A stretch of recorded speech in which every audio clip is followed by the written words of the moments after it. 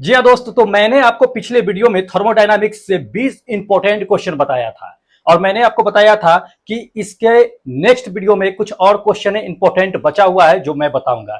तो आज इसी थर्मोडायनामिक्स का सेकेंड पार्ट वीडियो है जो मैं इससे 20 इंपॉर्टेंट क्वेश्चन सिलेक्ट करके लाया हूं जो काफी इंपॉर्टेंट है। रेलवे में पूछे जा सकते हैं क्वेश्चन, जैसा कि पिछले वीडियो में बताया गया था, जो काफी इंपॉर्टेंट था। आप लोगों ने भी देखा है उस चीज को। तो इसी का मैं सेकेंड वीडियो बना करके लाया हूं। इसके बाद थर्मोडायनामिक्स खत्म हो जाएंगे, तो दो वीडियो में थर्मोडायनामिक्स खत्म होंगे। 40 इंपॉर्टेंट क्वेश्चन होंगे। थर्मोडायनामिक्स से क्वेश्चन आया तो इन दो वीडियो को आप देख लीजिएगा, क्वेश्चन नहीं छूटेगा, इसी से आएंगे क्वेश्चन। ठीक है, तो चलिए इसका जो है 20 जो क्वेश्चन मैंने लाया हूं आपके लिए वो मैं उसको देख लेता हूं। चलिए क्वेश्चन नंबर फर्स्ट पे चलते हैं हम लोग।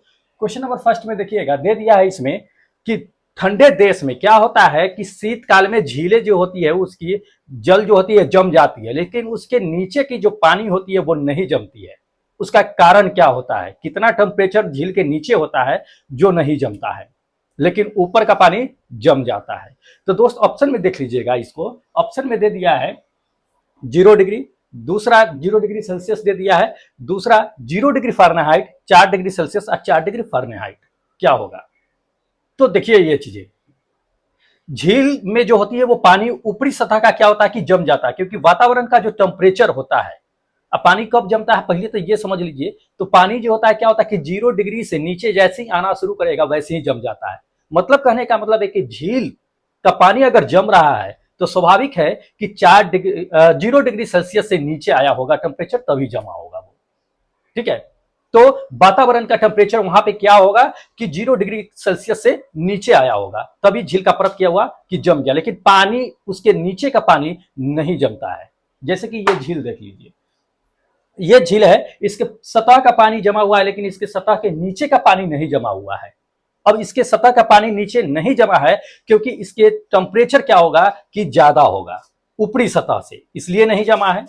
कितना टेम्परेचर होता है जो ये पानी नहीं जमता है? तो दोस्त इसके सतह के नीचे क्या होता है कि 4 डिग्री सेल्सियस तक के टेम्परेचर बना होता है, जबकि इसके ठीक ऊपरी सतह पर क्या होता है कि 0 डिग्री यानी माइनस में टेम्परेचर होता है। तो ये सतह पर जो क्या होता है कि बर्फ जम जाता है। ठीक है, तो ये समझिए हमारा क्वेश्चन यही पूछ रहा है कि झील के नीचे का टेम्परेचर आखिर कितना होता है जो वो नहीं जमता है। तो ये 4 डिग्री मैक्सिमम जो घनत्व जल का होता है उतना पे वो बना होता है, तापमान बना होता है, जिसकी वजह से वो नहीं जमता है। जबकि ऊपरी सतह का क्या होता है कि माइनस में टेम्परेचर होता है 0 डिग्री से नीचे, इसलिए वो जम जाता है। एक और इंपॉर्टेंट है चीजें जो कभी कभी आपको पूछ देगा कि झील में अगर झील की पानी जम जाती तो उसके अंदर जलीय जीव जो रहते हैं वो जिंदा आखिर कैसे रहते हैं? तो देखिए, आप समझिए इस चीज को कि झील में अगर पानी जम रही है तो ये जलीय जीवों के लिए एक वरदान साबित होता है। आखिर कैसे? आप सोचिएगा कि ये कैसे है कि पानी जम जाए, ऊपर का बर्फ बन जाए, नीचे जो है जलीय जीवों के लिए वरदान साबित हो जाए। जी हाँ, ये वरदान साबित है जलीय जीवों के लिए। अब ऐसा क्यों है ये समझिए।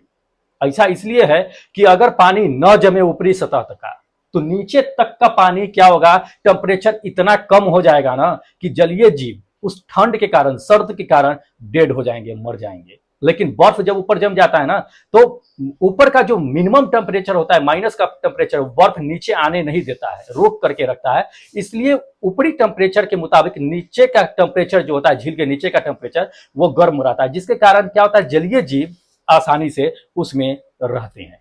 तो ये भी कुछ क्वेश्चन पूछे जाते हैं, इंपॉर्टेंट है, ध्यान रखिएगा। चलिए नेक्स्ट क्वेश्चन पे चलते हैं।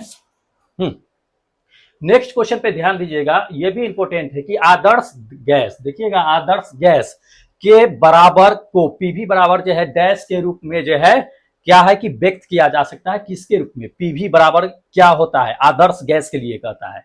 मैंने कल वीडियो में बता दिया था एक जनरल गैस के लिए, सामान्य गैस के लिए समीकरण क्या होता है, लेकिन इसमें क्या करा है आदर्श गैस के लिए। तो आदर्श गैस के लिए क्या होगा, क्वेश्चन पूछा गया है आरआरबी, एनटीपीसी और एएलपी टेक्नीशियन में भी पूछा गया है ये क्वेश्चन।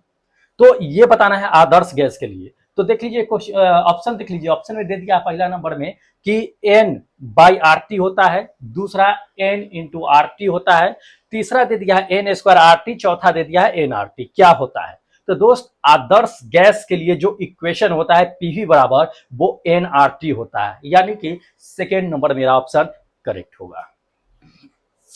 सारे इंपॉर्टेंट क्वेश्चन है, बहुत इंपॉर्टेंट है, और ये सवाल आरआरबी के किसी भी एग्जाम में आते रहते हैं, बराबर इधर उधर घूमते रहता है। कभी आपको आरपीएफ में पूछ देगा, कभी टेक्नीशियन में पूछ देगा, कभी ग्रुप डी में, कभी टेक्नीशियन एएलपी, ये सभी में मतलब रोटेट करते रहता है क्वेश्चन। तो इसको देख लीजिए, आपको एनटीपीसी में भी पूछ दिया, वही घुमा करके आपको एएलपी में भी पूछ दिया। ये तो रोटेट करता है, हो सकता है कि अब की बार जो है क्वेश्चन आपके ऊपर कहीं रोटेट करके दे दे, तो इसको क्या करना है कि ध्यान में रखना है, छोड़ना नहीं है। बहुत इंपॉर्टेंट सब क्वेश्चन लेकर के आए हैं हम, और इसी सबसे आएगा ही क्वेश्चन, इससे बाहर नहीं जाएगा, ज्यादा अंतर नहीं पूछता है। चलिए अगले क्वेश्चन पे चलते हैं। अगला नंबर क्वेश्चन दे दिया है, थर्ड नंबर देखिएगा कि जब किसी कांच के गिलास में के ऊपर क्या होता है, जब किसी कांच के गिलास पर क्या होता है, पानी का छिड़काव किया जाता है तो वह टूट जाता है, क्या कारण है? जब किसी कांच के गिलास, जैसे मान लीजिए कि ये कांच का गिलास है, इसके ऊपर अगर गर्म पानी का छिड़काव किया जाता है तो ये टूट जाता है, आखिर कारण क्या होता है? तो समझिए इस चीज को। क्या होता है कि जैसे इस कांच के गिलास पर गर्म पानी का छिड़काव करेंगे तो जिस सतह पर गर्म पानी पड़ेगा ना, उस सतह तो गर्म हो जाएगा, लेकिन उसके चारों तरफ का एरिया क्या होगा कि ठंडा होगा। तो ठंडा होगा तो क्या होगा कि इस गर्म जो पॉइंट है उसको ठंडा करने के लिए गिलास के चारों तरफ का जो है अणु जो है उसको ठंडा करने के लिए दौड़ता है, और दौड़ने की वजह से क्या होता है कि ये ब्रेक कर जाता है, टूट जाता है। सपोज दैट मान लीजिए कि कहीं अगर आग लग गया, तो कहाँ, जहां पे आग लगता है वहां का वातावरण क्या होता है, हीट होता है, लेकिन चारों तरफ का वातावरण क्या करता है कि उसको ठंडा करने के लिए दौड़ता है। इसलिए क्या होता है कि उस जगह पे तेज हवाएं चलनी शुरू हो जाती है। ठीक है, तो बस वही पॉइंट समझिए इसमें कि ग्लास के जिस जगह पे गर्म पानी डाला जाता है वह गर्म होता है, लेकिन उसके चारों ओर का क्या होता है कि ठंडा होता है, उसको गर्म करने के दौड़ता है, इसलिए ब्रेक हो जाता है। तो दौड़ेगा तो क्या होगा, संकुचित होगा, क्या होगा, संकुचित होगा, तो जिसकी वजह से क्या होगा कि ग्लास ब्रेक करता है। तो ऑप्शन देख लीजिएगा, ऑप्शन जो होगा वो मेरा बी नंबर जो है देख लीजिएगा, इसमें ऑप्शन दे दिया है। पहला ऑप्शन देख लिया, गिलास अचानक से विस्तारित हो जाता है, विस्तार तो होता नहीं है। दूसरा दे दिया है गिलास अचानक से संकुचित हो जाता है, तो ये सही है, अचानक से संकुचित हो जाता है क्योंकि उसको ठंडा करने के लिए दौड़ता है, तो संकुचित होता है, सिकुड़ता है, जिसकी वजह से ब्रेक करता है। तो ये बी नंबर मेरा क्या है, ऑप्शन करेक्ट है। चलते हैं नेक्स्ट क्वेश्चन पे। नेक्स्ट क्वेश्चन पे चलते हैं, देखिएगा इंपॉर्टेंट है कि गैस के स्थिर ताप पर P, गैस की स्थिर ताप पर P द्रव्यमान V के व्युत्क्रमानुपाती होता है, किसके होता है ये समझना है। ये किसका नियम है कि गैस के स्थिर ताप पर दबाव P यानी प्रेशर, आवर्तन V वॉल्यूम दोनों व्युत्क्रमानुपाती होता है, ये किसका नियम है? ऑप्शन में देख लीजिएगा, ऑप्शन दे दिया फर्स्ट में कि बॉयल्स का नियम है, दूसरा चार्ल्स का नियम है, तीसरा दे दिया है आपको न्यूटन का नियम है, या चौथा प्लांक का नियम है, किसका नियम है? तो ध्यान रखिएगा, बॉयल्स का नियम है। ये ऑप्शन मेरा क्या है, करेक्ट, बॉयल्स का नियम है। ये क्वेश्चन पूछा गया है, बहुत इंपॉर्टेंट भी है, देख लीजिएगा एनटीपीसी और आर जो है एएलपी टेक्नीशियन में पूछा गया है।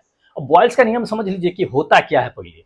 ठीक है, ऑप्शन तो आप देख लीजिए कि ये भी फर्स्ट नंबर मेरा ऑप्शन करेक्ट है। तो बॉयल्स का नियम क्या कहता है ये समझ लीजिए। तो बॉयल्स का नियम ये कहता है कि कहीं भी क्या होता है कि गैस का दाब और आयतन जो होता है एक दूसरे के विपरीत होता है। गैस का दबाव और आयतन एक दूसरे के अपोजिट होता है। अपोजिट करने का मतलब यह है कि अगर आयतन बढ़ता है तो दबाव का मान कमेगा, अगर दबाव बढ़ेगा तो आयतन का मान कमेगा। अगर क्या होगा कि आयतन मान लीजिए कि आधा कर दिया जाए तो दबाव क्या होगा, 2 गुना हो जाएगा। वहीं पे अगर आयतन 2 गुना कर दिया जाए तो दबाव आधा हो जाएगा। तो ये बॉयल्स का नियम है, एक दूसरे के व्युत्क्रमानुपाती होती है दबाव और आयतन। ठीक है, व्युत्क्रमानुपाती मतलब उल्टा होता है, तो यही बॉयल्स का नियम है, और क्वेश्चन में यही चीजें कहा गया है। तो किसके व्युत्क्रमानुपाती होती है, ये किसने कहा था, तो ये बॉयल्स का नियम है, ये उन्होंने ही कहा था, इंपॉर्टेंट है। चलिए नेक्स्ट क्वेश्चन पे हम लोग चलते हैं। नेक्स्ट क्वेश्चन भी काफी इंपॉर्टेंट है, दे दिया है क्वेश्चन, देखिएगा कि उबलते हुए जल द्वारा जलने की तुलना में भाप से जलना अधिक कष्टदायक होता है, क्यों होता है? ग्रुप डी में पूछा हुआ है क्वेश्चन, देख लीजिए, बहुत इंपॉर्टेंट है कि जब जल जो उबलता है ना, तो उबलता है तो वो जैसे सामान्यतः आग से अगर जल जाए ना, तो उसके तुलना में अगर भाप से जल रहा है तो वो दर्दनाक होता है। आग से जितना दर्द नहीं होगा आपको, उतना भाप से जलने पर दर्द होता है। ऐसा क्यों होता है समझिए। ऑप्शन देते हैं फिर हम डिस्कस करते हैं, आपको समझाते हैं। ऑप्शन देखिएगा, ऑप्शन दे दिया है नंबर फर्स्ट में कि भाप का ताप जो होता है क्या होता है कि अधिक होता है, भाप का टेम्परेचर जो होता है वो क्या होता है, अधिक होता है। दूसरा नंबर दे दिया है इसमें कि भाप में वाष्पन की गुप्त उष्मा होती है, ठीक है। तीसरा दे दिया है कि भाप एक प्रकार की गैस है तथा यह क्या है कि शरीर को शीघ्र क्या करता है कि नुकसान पहुंचाता है ना, निम्न करता है, ये चीजें है।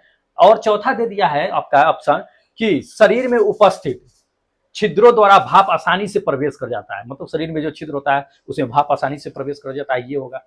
तो ध्यान रखिए इसमें क्या होता है कि भाप जो होता है आपको हम बता दिए हैं कि जितना जलने से आपको दर्द नहीं होगा उतना भाप से अगर जल जाए उससे दर्द होगा और काफी जलन महसूस होता रहेगा।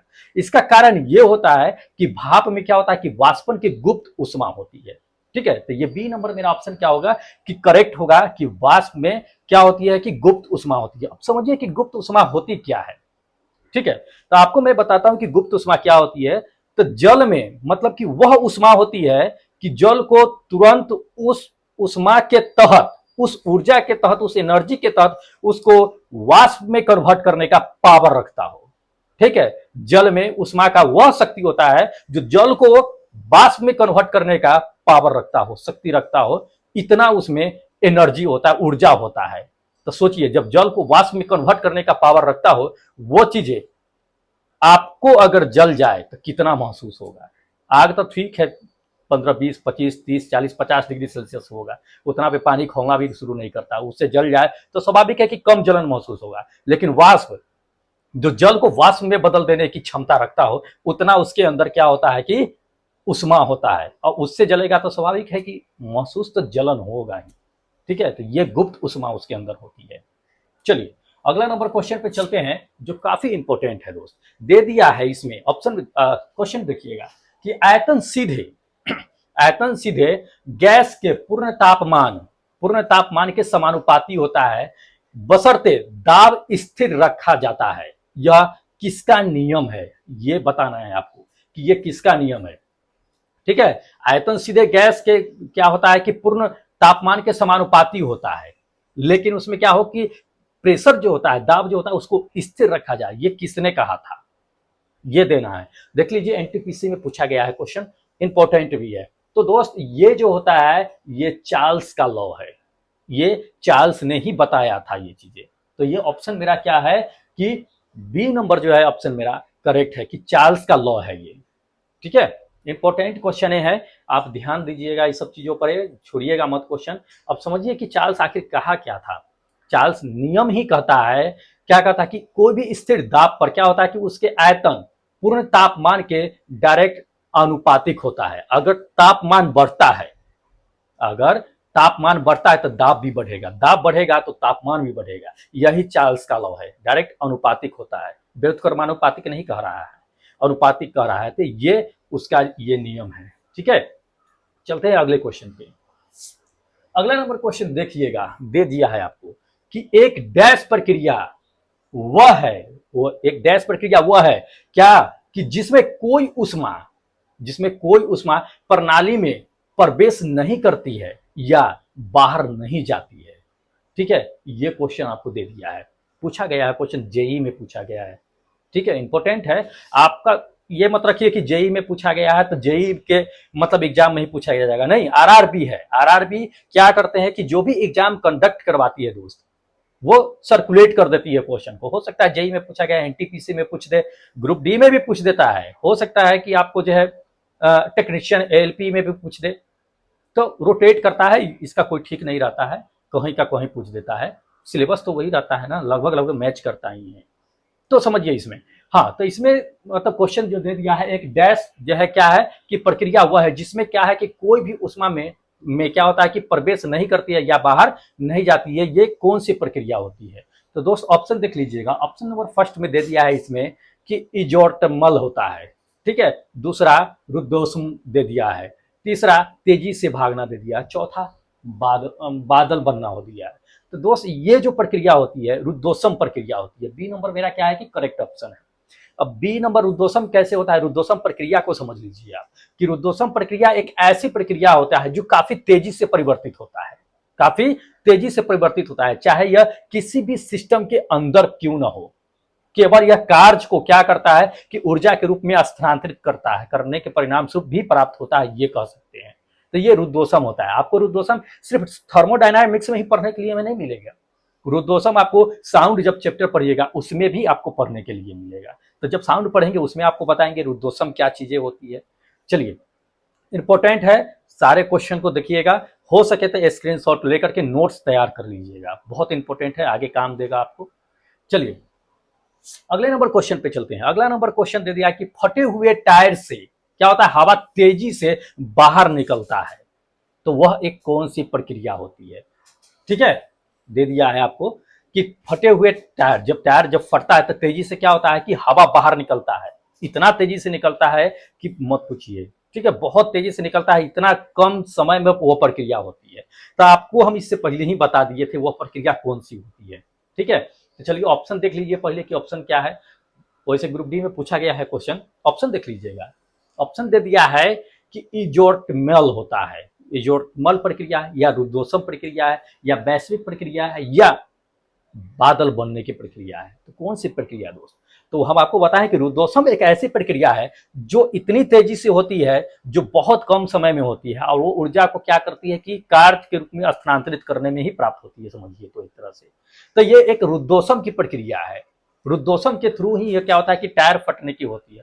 अब देखिए टायर फटती है तो होती क्या है उसमें, टायर फटता क्यों है? तो टायर इसलिए फट जाता है कि अंदर का दबाव क्या होता है कि बाहरी वातावरण के दबाव से ज्यादा हो जाता है, जिसकी वजह से क्या होता है कि वो फट जाता है।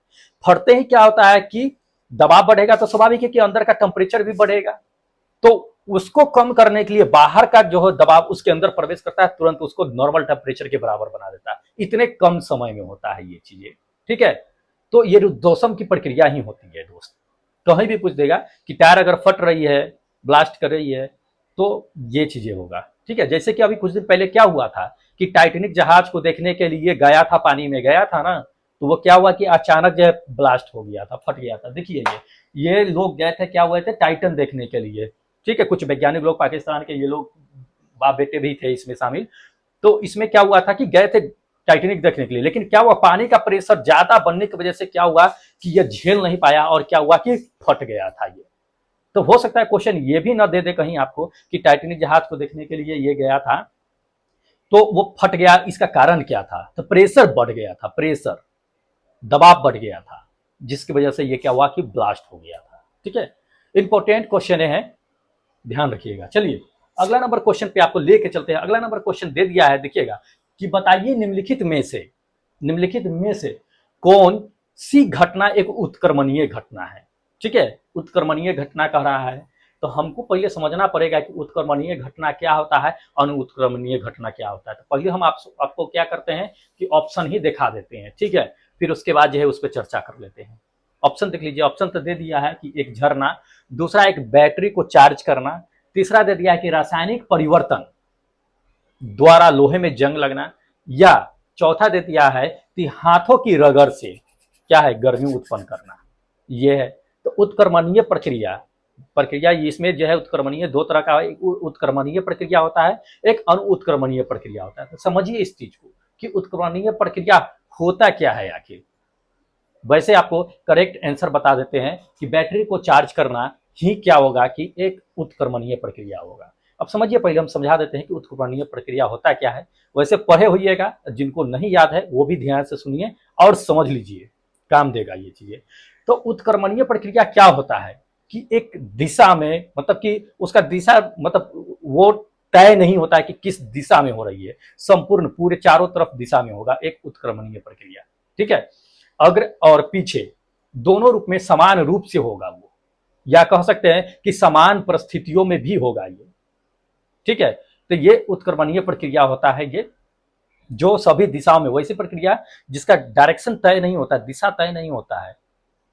ठीक है, लेकिन अनुत्क्रमणीय जाइएगा तो उसमें क्या होगा कि एक डायरेक्शन तय होता है कि हाँ इसी डायरेक्शन में हो रहा है, दिशा उसमें पता चलता है, तो वो जो है अनुत्क्रमणीय। तो बैटरी को अगर हम चार्ज कर रहे हैं तो उसका दिशा थोड़ी होता है कि किस दिशा में चार्ज कर रहे हैं, लेकिन अगर मान लीजिए कि कोई झरना है, गिर रहा है, तो उसका डायरेक्शन पता चलता है कि ऊपर से नीचे गिर रहा है ये। रासायनिक परिवर्तन अगर होता है, लोहे में जंग लगता है, तो एक पता चल रहा है कि हाँ दूध से दही में कन्वर्ट हो रहा है, हाथों की रगड़ है तो वो भी पता चल रहा है, ठीक है। लेकिन बैटरी को चार्ज कर रहे हैं तो ये पता नहीं चलता, उसकी चार्जिंग चारों तरफ से होती है। बैटरी को एक जरा तरफ से थोड़ी होता है कि नहीं ऊपर से किए तो ऊपर चार्ज ना हुआ नीचे चार्ज हो गया, ऐसा नहीं होता है। चारों तरफ से उसका होता है, उसकी कोई डायरेक्शन नहीं होती है, समझिए इस चीज को। तो ये मेरा करेक्ट ऑप्शन था। चलिए अगला नंबर क्वेश्चन पे आपको लेकर के चलते हैं जो इंपॉर्टेंट भी है। हाँ ध्यान दीजिएगा कि कभी कभी धूप में छोड़ी गई अच्छी तरह से फुलाए गए टायरों, ठीक है, छोड़ी गई अच्छी तरह से फुलाए गए टायरों वाली साइकिल की ट्यूब फट जाती है, इसका कारण क्या होता है, ठीक है। ये भी है कि साइकिल के टायर जो होता है कभी कभी धूप में अगर छोड़ दिया जाए तो वो क्या होता है कि फट जाता है। क्यों फट जाता है, ऑप्शन देख लीजिए। ऑप्शन नंबर फर्स्ट दे दिया है कि ट्यूब के अंदर हवा का दबाव बढ़ जाता है, इससे पहले मैंने आपको समझा दिया क्वेश्चन में, बस समझना है, इसी को ऑप्शन आप ही को मारना है। दूसरा दे दिया है इसमें कि ट्यूब के अंदर हवा की मात्रा बढ़ जाती है, या तीसरा दे दिया है कि हवा का आयतन क्या होता है कि दबाव, आयतन और दबाव दोनों बढ़ जाता है, और चौथा दे दिया है इसमें कि उपयुक्त में से कोई नहीं होता है। तो मैंने तो आपको इससे पहले ही वाले क्वेश्चन में डिस्कस कर दिया था कि क्यों फट जाता है, क्योंकि अंदर का दबाव बढ़ जाता है। अंदर का दबाव क्या होता है, बढ़ जाता है, जिसके कारण वो क्या होता है कि फट जाता है। तो ये फर्स्ट मेरा ऑप्शन क्या होगा कि करेक्ट होगा, ठीक है। पूछा गया है क्वेश्चन, एनटीपीसी में पूछा गया है, ध्यान रखिएगा इस चीज को। चलिए अगले नंबर क्वेश्चन पे चलते हैं। अगले नंबर क्वेश्चन में दे दिया है कि एक कमरे के अंदर, ठीक है, चल रहे रेफ्रिजरेटर का दरवाजा खुला रह गया, मान लो खुला रह गया, तो कमरे का टेम्परेचर में क्या बदलाव आएगा ये जानना है मुझे। तो निम्नलिखित कथनों में से सही जानना है कि कौन सा सही होगा। शायद आपको पता हो, अगर आप मेरा कंटिन्यू वीडियो देख रहे हैं तो इस क्वेश्चन का चर्चा मैंने बहुत पहले किया था, और मैंने बोला था कि कमेंट करके दीजिएगा आप, लेकिन दिए हैं कुछ लोगों ने और कुछ लोगों ने नहीं दिया है, तो जो नहीं दिए हैं वो भी दे दीजिए इस चीज को। चलिए आपको हम बताते हैं कि मान लीजिए कि एक कमरा है, कमरा में अगर रेफ्रिजरेटर यानी फ्रिज चला है, उसका दरवाजा अचानक छोड़ दे या ध्यान से भटक गया, खुला हुआ छूट गया, तो कमरे के टेम्परेचर में क्या बदलाव आएगा। ऑप्शन देख लीजिए, फिर आपको हम क्लियर करते हैं। दे दिया है कि कमरा रेफ्रिजरेटर के अंदर के तापमान तक क्या करेगा कि ठंडा हो जाएगा, यानी टेम्परेचर जो रूम का टेम्परेचर होता है नॉर्मल, वहां तक के क्या करेगा, फ्रिज रूम के टेम्परेचर को ठंडा कर देगा, ये होगा ऑप्शन। या कमरा बहुत थोड़ा ठंडा हो जाएगा, कमरा जो होगा रूम टेम्परेचर से थोड़ा बहुत ठंडा हो जाएगा। या सी नंबर दे दिया है कि कमरा धीरे धीरे गर्म हो जाएगा। या चौथा दे दिया है कि कमरे में हवा का तापमान जो है अप्रभावित रहेगा, मतलब कोई इफेक्ट नहीं पड़ेगा, कोई प्रभाव नहीं पड़ेगा। तो दोस्त ऐसा नहीं है। अगर आप क्या है कि फ्रिज का डोर कमरे के अंदर अगर खोल करके छोड़ देते हैं तो क्या होता है कि उसका टेम्परेचर धीरे धीरे, कमरे का टेम्परेचर गर्म हो जाता है। तो ऑप्शन मेरा थर्ड नंबर सही है कि कमरे का टेम्परेचर धीरे धीरे गर्म हो जाएगा। अब क्यों गर्म होगा ये समझ लीजिए।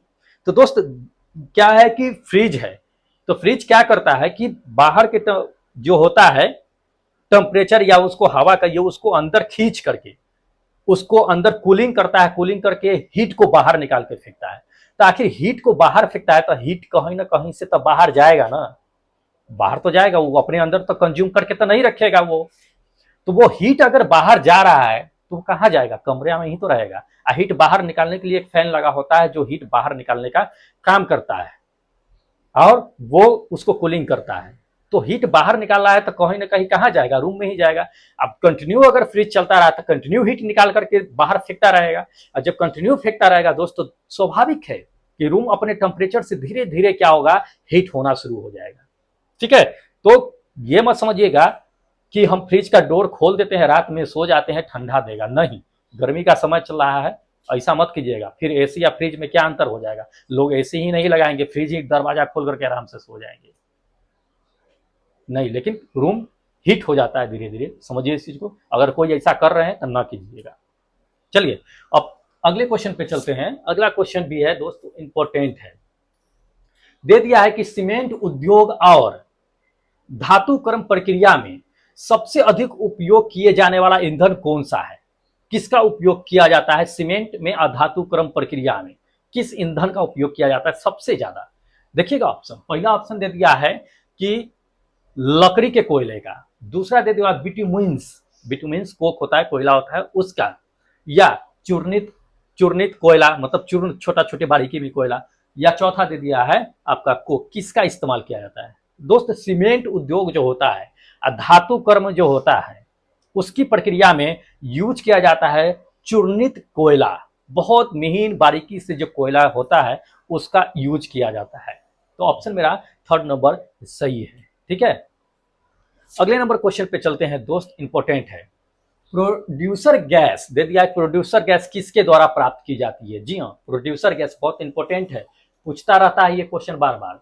ठीक है, तो ध्यान रखिएगा प्रोड्यूसर गैस के बारे में। पहला देख लीजिए ऑप्शन, पहला दे दिया है आपको ऑप्शन कि मिश्रित वायु भाप विस्फोट में कोयला, कोक, एंथ्रासाइट दे दिया है, एंथ्रासाइट कोयला होता है, या चारकोल, या चारकोल आंशिक वहन है। पहला ये दे दिया है। दूसरा देख लीजिए, दूसरा नंबर दे दिया है आपको कि बिटुमिन्स कोयले का कार्बोहाइड्रोजन दे दिया, कार्बोनाइजेशन दे दिया। हाँ, तो कोयले का ये बिटुमिन्स कोयले का कार्बोनाइजेशन है। या तीसरा दे दिया है कि तापदीप्त कोक के ऊपर भाप प्रवाहित है। या चौथा दे दिया है कि लगभग 650 डिग्री सेल्सियस पर, लगभग 650 डिग्री सेल्सियस पर अपशिष्ट कोयले के ऊपर हवा क्या किया जाता है? बड़ी मात्रा में भाप प्रवाहित किया जाता है। ये दे दिया है।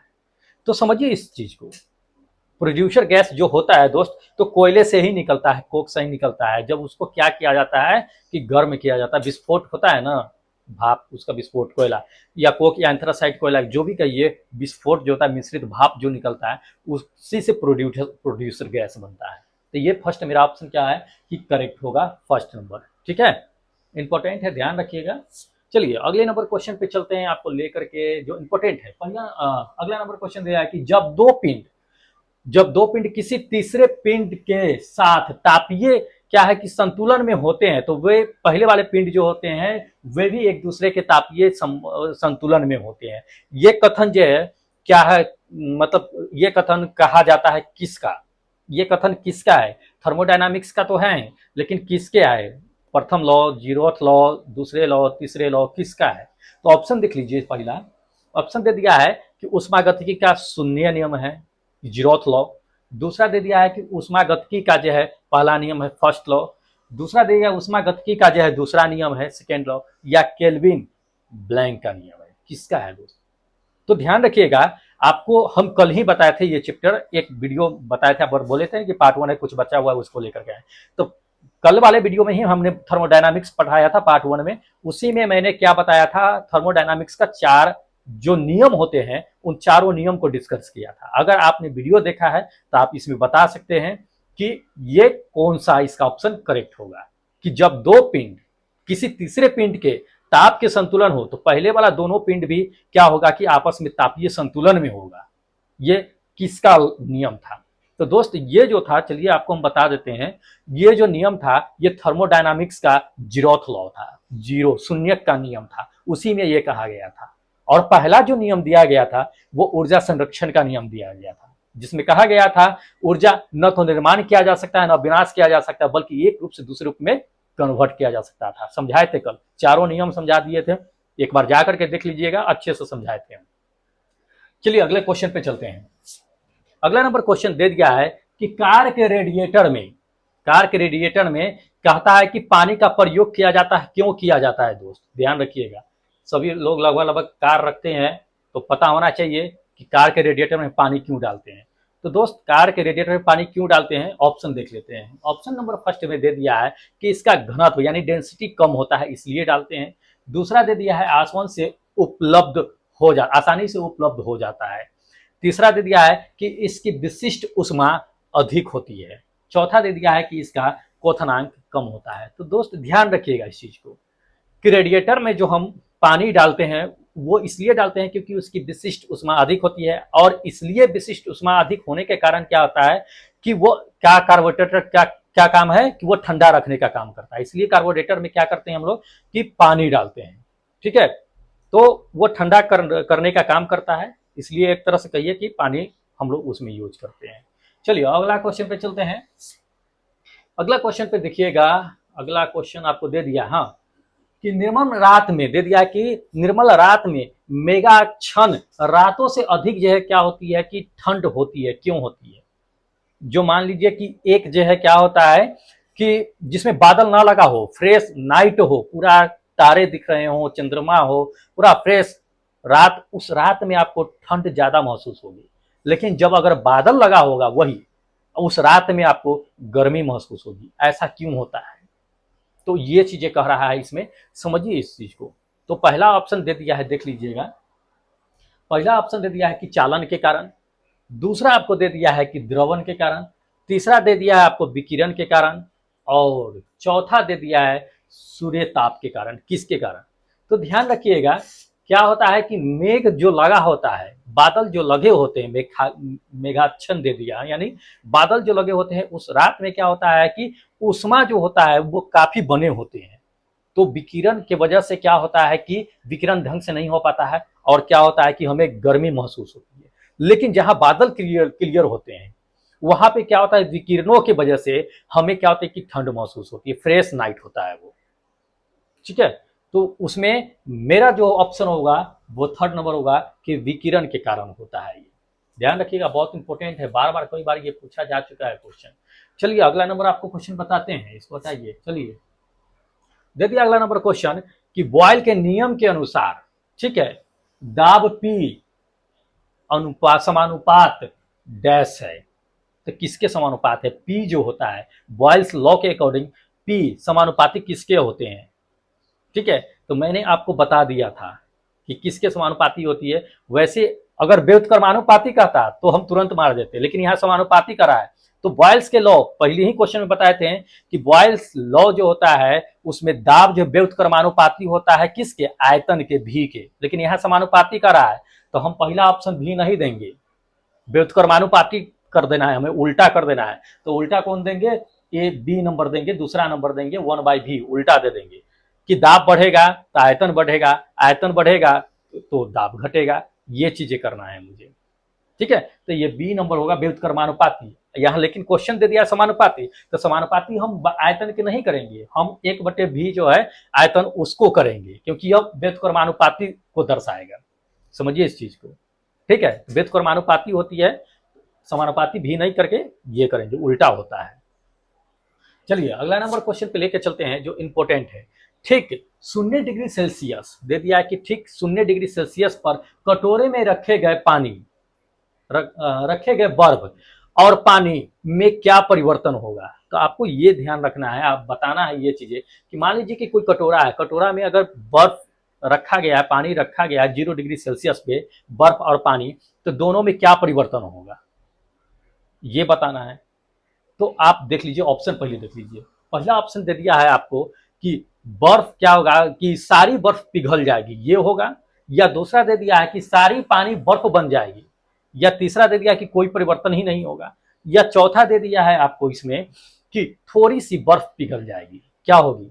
तो दोस्त ध्यान रखिएगा, मैंने आपको बताया है कि 0 डिग्री सेल्सियस से जैसे ही नीचे जाएगा वैसे ही क्या होगा, पानी बर्फ में बनना शुरू हो जाता है। लेकिन 0 डिग्री सेल्सियस पे क्या होगा कि पानी और बर्फ दोनों एक ही अवस्था में रहेगा, उसमें कोई परिवर्तन नहीं होने वाला है, ठीक है। तो ये थर्ड नंबर मेरा ऑप्शन क्या होगा कि करेक्ट होगा, कोई परिवर्तन नहीं होगा इसमें, ठीक है। तो कभी कभी ये भी सवाल आपको दे देता है क्वेश्चन कि त्रिबिंदुक त्रिबिंदुक किस टेम्परेचर पे होता है। तो त्रिबिंदुक ध्यान रखिएगा 0 डिग्री सेल्सियस पे ही होता है, यह भी क्वेश्चन देता है घुमा करके। लेकिन चलिए आपको ध्यान रखना है, इस चीज को मारना है। अगले नंबर क्वेश्चन पे लेके चलते हैं। अगला नंबर क्वेश्चन दे दिया कि जब मोटे कांच के गिलास में क्या होता है कि गर्म पानी डाला जाता है तो गिलास क्या होते हैं कि चटक जाता है, आखिर क्यों। तो मैंने ये क्वेश्चन बता दिया है, खैर रिपीट हो गया है क्वेश्चन, पहले वाला क्वेश्चन देख लीजिएगा, उसी पे ये आधारित है, ठीक है। चलिए अगले नंबर क्वेश्चन पे चलते हैं। हाँ, अगला नंबर क्वेश्चन दे दिया कि एक आदर्श गैस का निष्पक्ष तापमान गैस अणुओं के दे दिया है कि औसत स्थानांतरित गतिज ऊर्जा के डैश के होता है, क्या होता है। तो ध्यान रखिएगा कि एक आदर्श गैस के बारे में कहता है कि निरपेक्ष तापमान गैस अणुओं के क्या होता है कि औसत स्थानांतरित अगर होता है तो उसमें गतिज ऊर्जा के डायरेक्ट क्या होता है कि अनुपातिक होता है, मतलब या कह सकते हैं समानुपातिक होता है। तो ऑप्शन ये मेरा जो है क्या होगा कि सीधे अनुपातिक होता है, या समानुपातिक भी देगा, समानुपातिक भी ले लीजिएगा, समानुपातिक भी होता है या अनुपातिक, दोनों बात बराबर ही है। तो ये ऑप्शन मेरा क्या होगा, फर्स्ट नंबर ऑप्शन मेरा क्या होगा कि करेक्ट होगा। ठीक है, तो दोस्त जो थर्मोडायनामिक्स से 20 क्वेश्चन बचा हुआ था दोस्त, वो 20 क्वेश्चन इंपॉर्टेंट हम ला दिए हैं। तो थर्मोडायनामिक्स से आपका 2 वीडियो हो गया है, दोनों वीडियो अच्छे से देख लीजिएगा, वो इंपॉर्टेंट है, आने की संभावनाएं बहुत ज्यादा है इससे। ठीक है, तो जितने भी लोग तैयारी कर रहे हैं, खास करके टेक्नीशियन वाले, आपको साइंस स्ट्रॉन्ग रखना है क्योंकि 40 नंबर पूछे जाते हैं, और 40 नंबर अगर आपको लाना है तो सारा वीडियो देख लीजिए, उसका नोट्स तैयार कर लीजिए और पढ़िए उसको, आपको बिल्कुल जो है 40 में 40 नंबर आएगा। चलिए फिर मिलते हैं एक नए वीडियो के साथ, तब तक जय हिंद दोस्तों।